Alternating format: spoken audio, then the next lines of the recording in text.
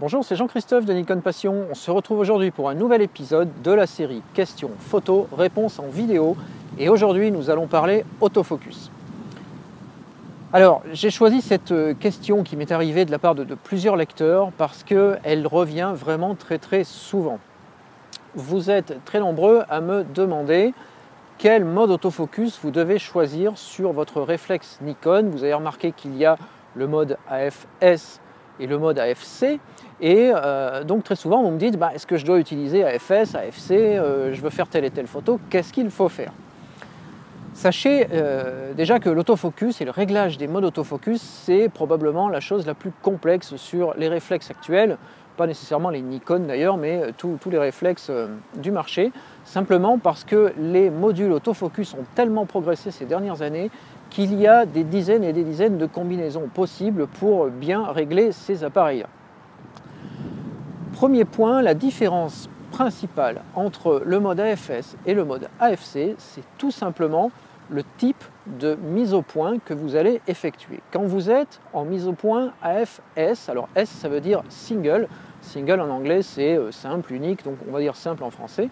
Quand vous êtes en mise au point AFS, sachez que l'objectif va faire la mise au point quand vous appuyez à mi-course sur le déclencheur. Donc vous cadrez, vous appuyez à mi-course, l'autofocus et l'objectif font la mise au point et la mise au point est fixée. Vous faites la photo ou bien vous décentrez, vous recentrez, vous décalez, mais tant que vous ne relâchez pas le déclencheur, l'autofocus et la mise au point vont rester à la valeur qui ont été choisies à la première pression. Si vous relâchez, tout simplement, vous vous recalez, vous visez autre chose, vous réappuyez à nouveau, et là, l'appareil va refaire la mise au point sur le nouveau sujet. Alors ça convient pour tous les sujets statiques, en paysage, ou si vous faites des portraits posés. Là, votre sujet ne bouge pas, vous avez le temps de faire la mise au point, et puis vous ne vous inquiétez pas, parce que de toute façon, elle va rester correcte pendant les quelques dixièmes de seconde, ou secondes qui séparent la première pression sur le déclencheur du déclenchement vraiment de la photo. Le deuxième mode de mise au point, c'est le mode AFC. C'est pour continu. Là, la différence, c'est que le système autofocus va faire, comme son nom l'indique, la mise au point en continu sur le sujet. Tant que vous appuyez à mi-course sur le déclencheur, la mise au point se fait. Et si votre sujet bouge, eh bien, le boîtier va suivre le sujet, enfin tout au moins le système autofocus va suivre le sujet et adapter la mise au point. Donc vous voyez déjà que la différence fondamentale entre les deux, en fait, c'est le sujet. Si votre sujet est statique ou presque statique, vous allez plutôt utiliser le mode AFS. Si le sujet bouge, un enfant qui court ou bien toutes les photos d'action, de sport, vous allez plutôt utiliser le mode AFC puisqu'il va vous permettre de suivre le sujet et d'avoir toujours une mise au point correcte. Le deuxième réglage que vous devez faire, c'est le réglage de la zone de détection.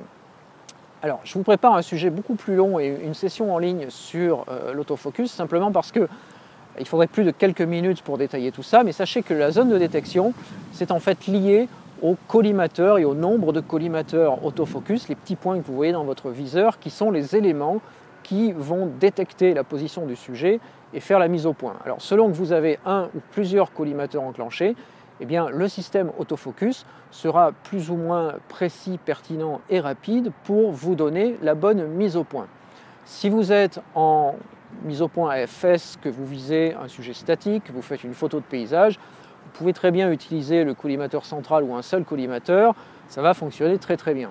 A l'inverse, si vous êtes en mode AFC, que vous faites une photo de sport avec un sujet qui bouge dans tous les sens et des mouvements non prévisibles, avant-arrière, droite-gauche, utilisez plutôt une zone de détection à 39 ou 51 points selon votre boîtier et le mode 3D si en plus vous l'avez, ce qui permet là aussi de travailler vraiment sur droite-gauche, avant-arrière. Voilà, donc je récapitule. Le mode AFS, simple mise au point pour tous les sujets statiques ou qui bougent très peu. Le mode AFC continue pour tous les sujets qui bougent quand vous voulez suivre le sujet et que la mise au point suive également. Et puis le choix de la zone de détection de un collimateur à un grand nombre de collimateurs en fonction du mouvement du sujet et de la taille du sujet dans le cadre. Voilà, donc Comme je vous le disais tout à l'heure, je vous prépare une session plus longue sur l'autofocus parce que vraiment c'est un sujet qu'il mérite. Et en attendant, je vous invite à me poser vos questions sur ce sujet-là, des questions complémentaires ou d'autres questions, à partir de l'adresse nikonpassion.com/question, sans S. Le slash, c'est la barre oblique vers la droite. Voilà, à très bientôt pour une nouvelle série questions photo, réponses en vidéo.